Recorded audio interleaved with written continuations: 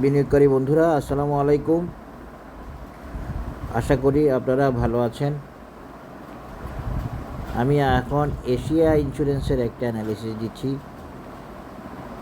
Asia insurance হয়তো অনেকে হতাশ হয়েছেন, একটু নিচে নেমে গেছে। হতাশার কোনো কারণ নাই, ভালোর জন্যই নামছে, ভালোর জন্যই কারেকশান হচ্ছে। যেভাবে হলে সে পারফেক্টলি উঠে আসতে পারবে, তার মুভমেন্টটাকে কনফার্ম করতে পারবে, সেভাবেই সে উঠে আসবে। এখানে একটা প্রাইস অ্যাকশন প্যাটার্ন দেখা যাচ্ছে, একে ফ্ল্যাগ বলা যায় নাকি ওয়েজও বলা যায়।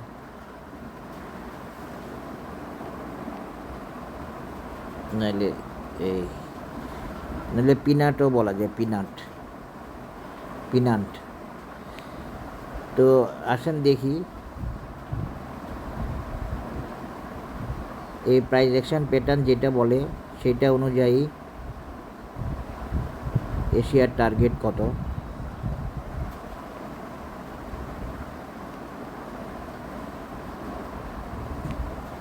প্রাইস অ্যাকশন প্যাটার্নের সাকসেস মনে রাখবেন মিনিমাম 70% প্লাস, 80%ও হয়।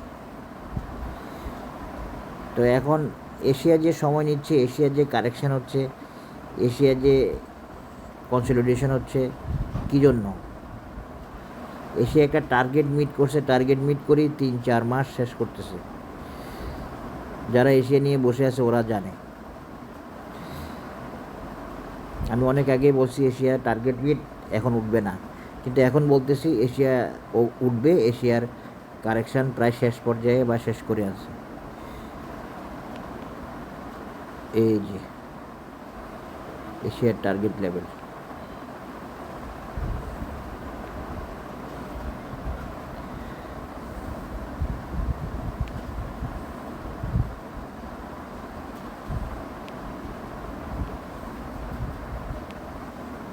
প্রাইস 65।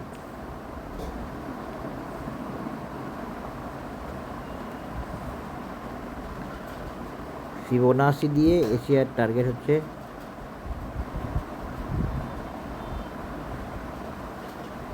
60, আর প্রাইস অ্যাকশন প্যাটার্ন দিয়ে এশিয়ার টার্গেট হচ্ছে 65। এই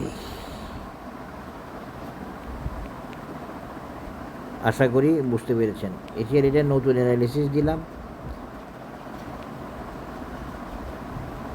আগের অ্যানালিসিসটাও ভ্যালিড আছে।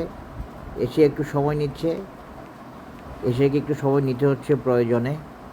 মার্কেট কারেকশানে গেছে, ইন্স্যুরেন্সকে কারেকশানে নিচ্ছে, সব মিলিয়ে এশিয়ার দেরি হচ্ছে। তবে এশিয়া আর বেশি দেরি হয়তো করবে না। আগামী সপ্তাহ থেকে আপনারা এশিয়াকে আসল রূপে দেখবেন আশা করি।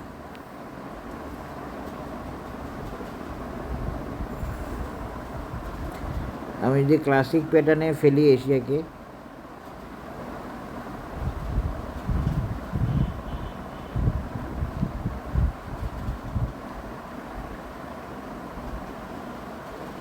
তাহলে এশিয়ার টার্গেট কত? আর একটু বেশি,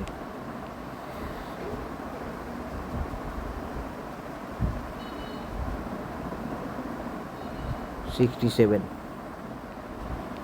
যাই হোক, মোটামুটি 60 এবং 65 এই দুইটাকে ধরেন, ক্লাসিক প্যাটার্নটা বাদ দিলাম। নাইলে এই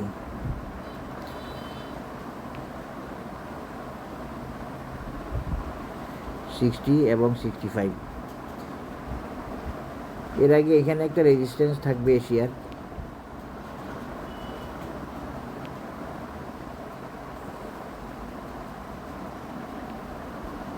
সেটা হলো এই 54।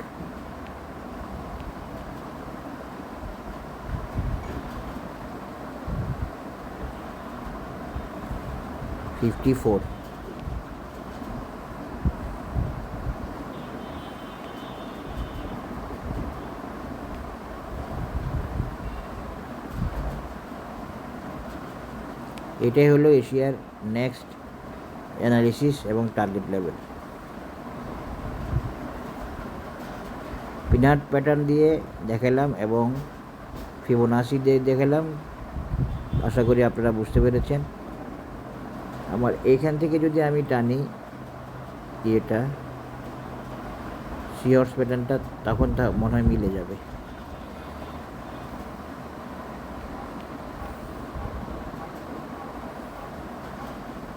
হ্যাঁ, তখন কাছাকাছি মিলে, যাই হোক দরকার নেই। আশা করি বুঝতে পেরেছেন এশিয়া ইন্স্যুরেন্সের অ্যানালিসিস।